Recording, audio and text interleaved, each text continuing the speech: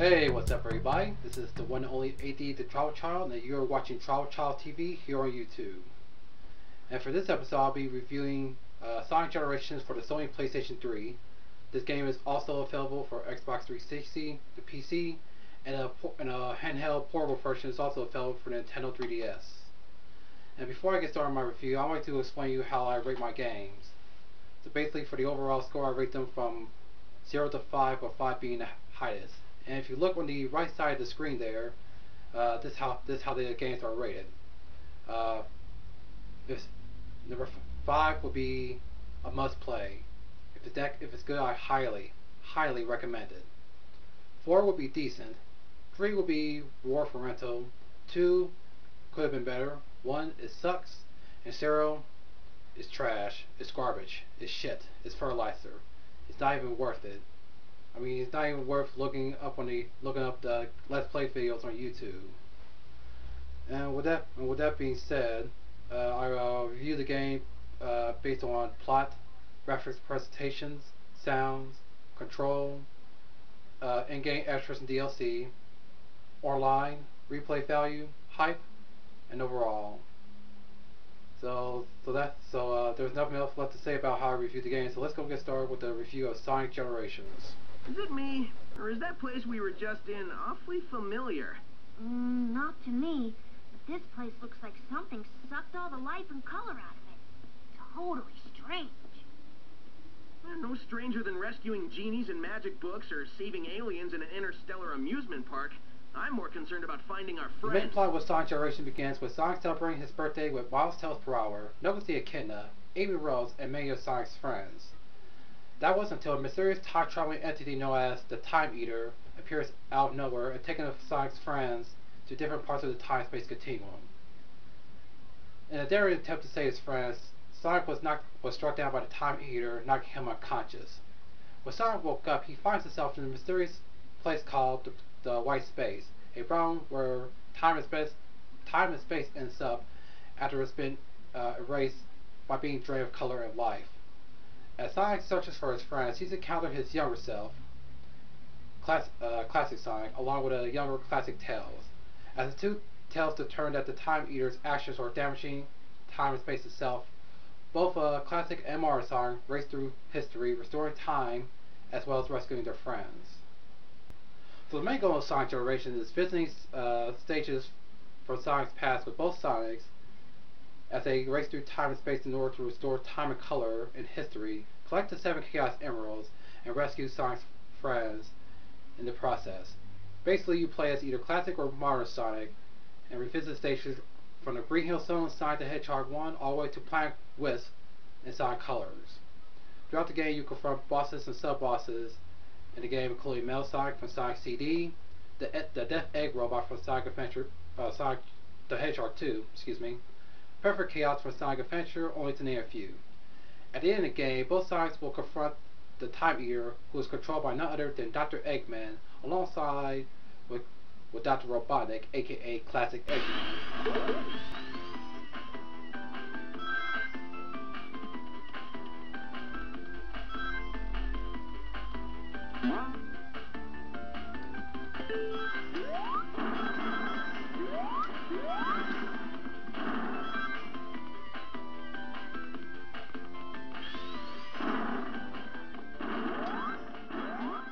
Okay, now let's talk about the graphics and presentation here.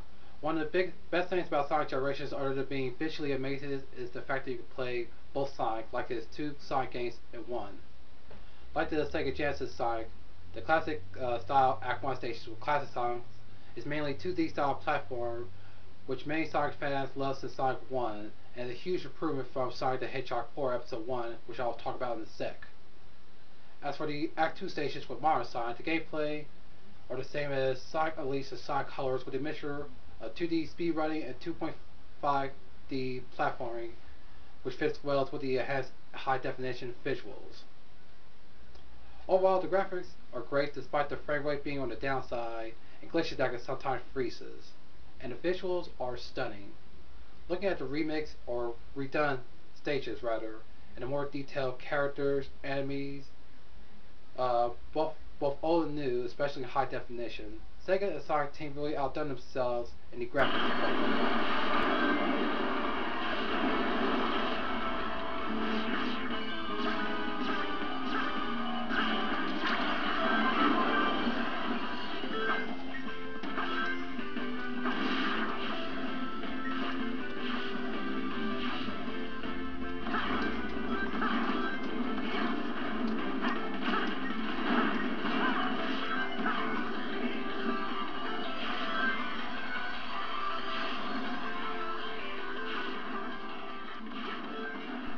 If the recent Sonic games are known for anything, it has to be the soundtrack. And the soundtrack in Sonic Generations is no exception. Just when I thought the redone stages of past Sonic stages featured in this game were amazing, the arranged remix version of those stages are, in my opinion, the best thing in the game. Just like playing classic or modern Sonic, the music of Act 1 and Act 2 are different and very unique. Master Sample, one of my favorite background music from Sonic Adventure 1, Speed Highway. Take a listen.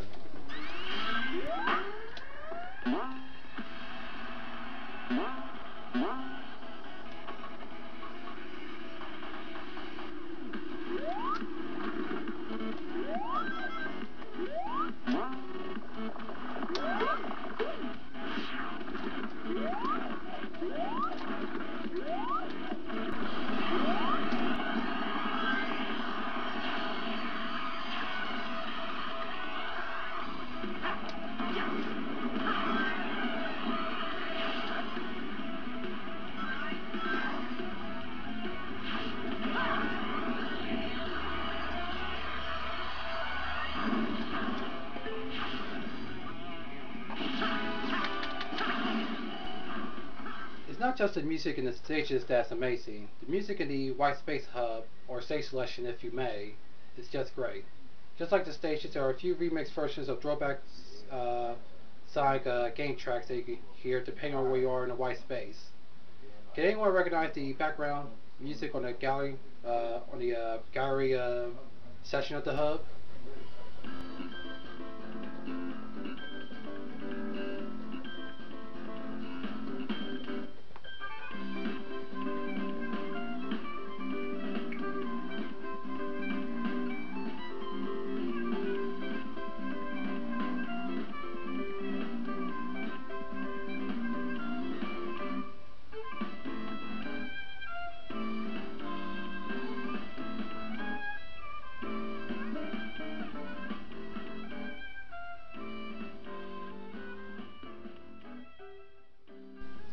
Give Up is the door into summer, the intro theme from the long forgotten Sega 32X game Knuckles Chaotic.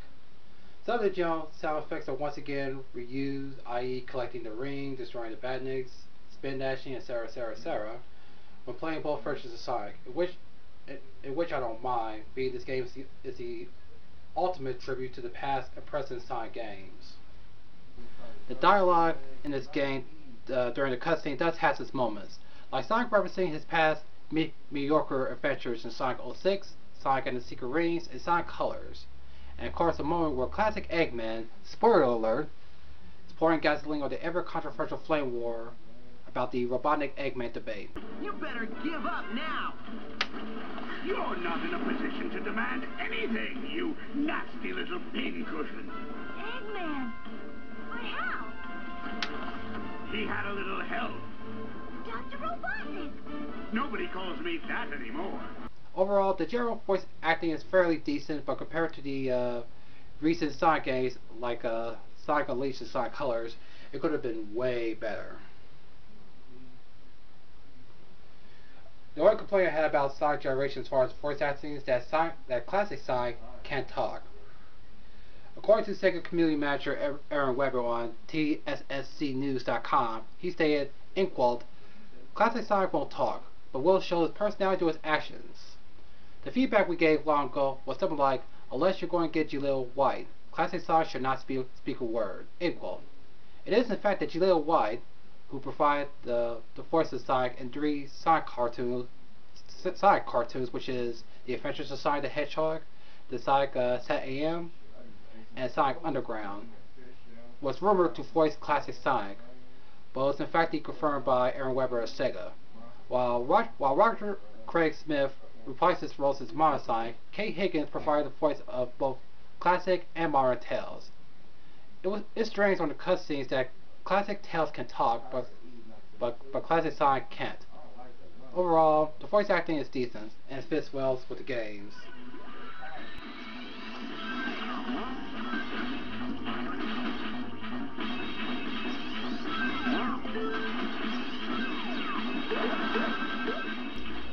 Back while I was playing the first Sonic Generations demo where I can only play as classic Sonic, the gameplay, mechanics, and graphical effects are a huge improvement from Sonic the Hedgehog 4 Episode 1.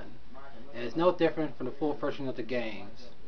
The fixes are just like in the old Sega Genesis games, as far as like attacking your enemies with the spin attack, spin dashing, going for loop to loop, etc., etc.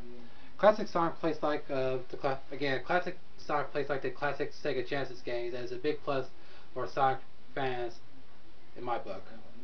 Modern Sonic control handling, on the other hand, is not bad. It plays just like Sonic Unleashed Sonic Colors, with the homing attack, speed boost, 3D environment, and all. In addition, Modern Sonic is much faster, so it may take some time to get used to its gameplay. With practice controlling, Modern Sonic can be a breeze to play with fewer accidental, endless pitfalls and running into enemies. While many diehard Sonic fans prefer to play as classic Sonic, I personally enjoy playing both classic and modern Sonic, as far as the gameplay goes. And with the Hedgehog engine developed by Sonic Team, both 2D and 3D controls and the gameplay really brought the best of both worlds.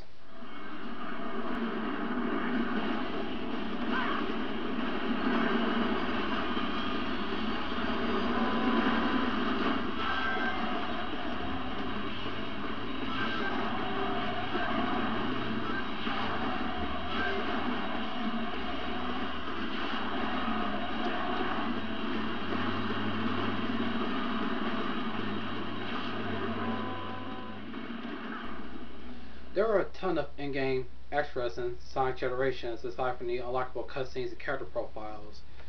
When you collect 5 red star rings in each act of each stage, as well as completing the trial side missions on the top of the on the top section of the hub of every stage, you can unlock a ton of concept art for the stages, characters, enemies, as well as original rare sketches and concept art from past Sonic stages. Not only that, you can unlock original background music from most of the past Sonic games from the Sega Genesis era, Sega CD, Dreamcast, Sega Saturn, the Nintendo Game Boy Advance, the DS, and of course the current generation Sonic games. And just when I thought it couldn't get any better, you can change the background music of any stage with the background music you unlocked. And with that said, done. Half of the stages in this game, I like to replace the default background music with one of my favorite songs from Sonic CD, Sonic Boom. Take a listen.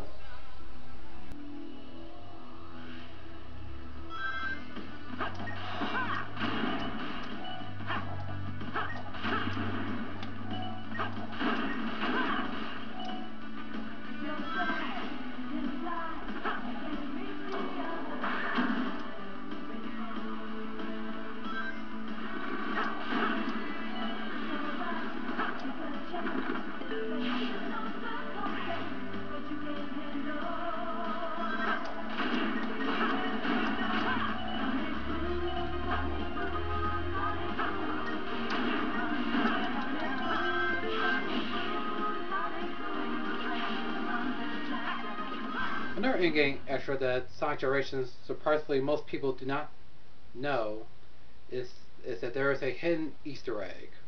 When you're in Sonic's collection room in the hub world, you stand anywhere, and if you have PlayStation 3, hold select, or if you have Xbox 360, you hold back. You hold that button for 3 to 5 seconds. The Sonic will fall to hold, and you will be in the hidden statue room.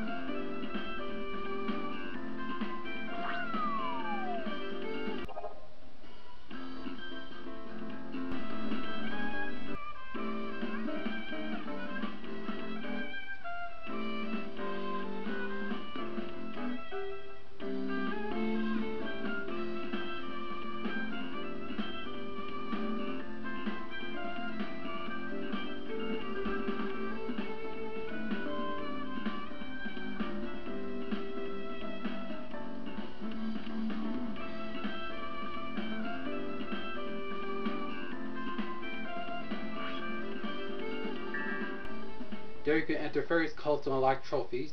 55, 55 statues in all. And for the full list of the statue codes, you just Google them, go GameFAQs, or just check the link on the bottom of the description below. Also, the sole DLC for Sonic Generations is a bonus pinball minigame based off the Casino Night Zone for Sonic and Hedgehog 2. For those who pre-ordered this game at GameStop, this is the free DLC that came with it. This pinball minigame is a spinning image of the Casino Night Zone, with the bumpers, flippers, theme setting, and of course the slot machine. Just about everything but the kitchen sink.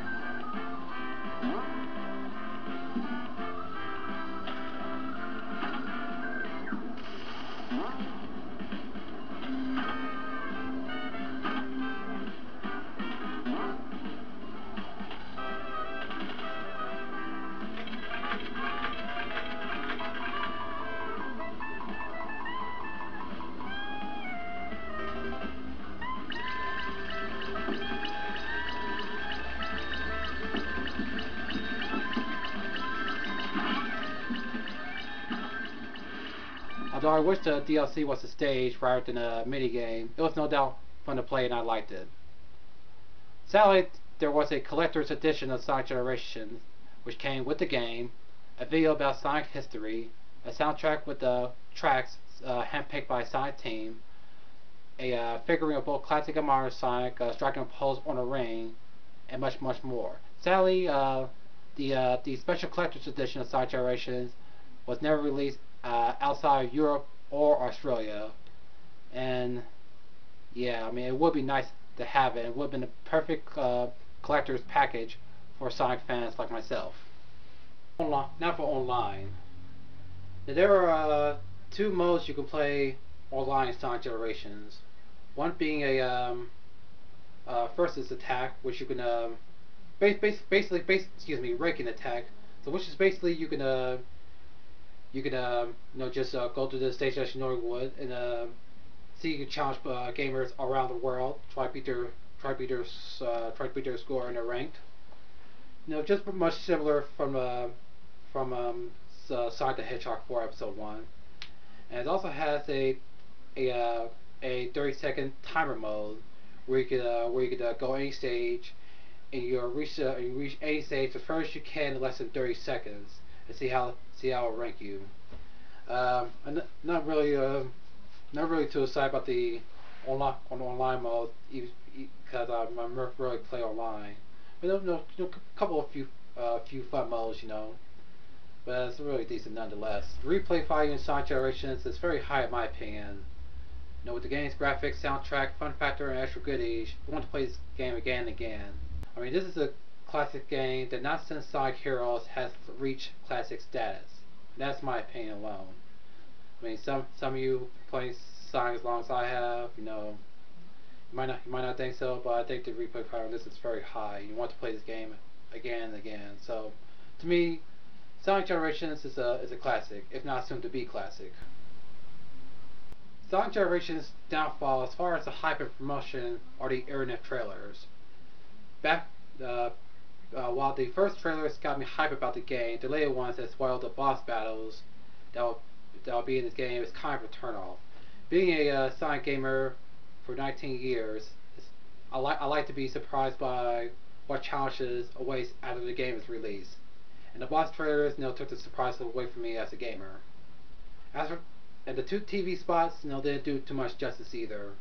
Overall, the game itself makes up for the bad hype and lack of.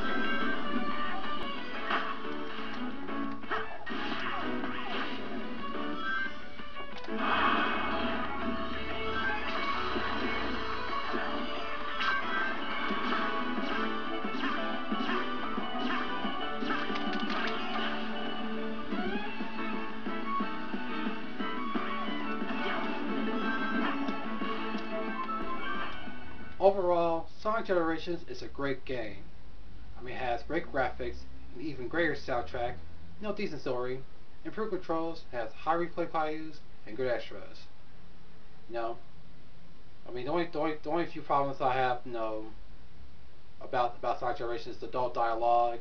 You know, the game sometimes, glitches and freezes, and not too much hype, even though it's bad, and of course a speechless classic Sonic, which is no surprise to anyone. So for the rankings, I give the plot a 4, the graphics presentation a 5, the soundtrack 5, control a 4, in-game extras, DLC, and online 4, replay value 5, hype 3. As for the overall score, a perfect 5 out of 5. Now, for all you anti-Sonic trolls and angry Sonic fans out there who think this game sucks, talk all the shit you want. Let me tell you, Sonic Generation is a great game. It's a must-play for any Sonic the Hedgehog gamer like myself. So that's it for this episode of TRIBALCHILD TV. Thanks for watching. Be sure to comment, rate, and subscribe. And when you subscribe, you'll see some more upcoming videos in the future.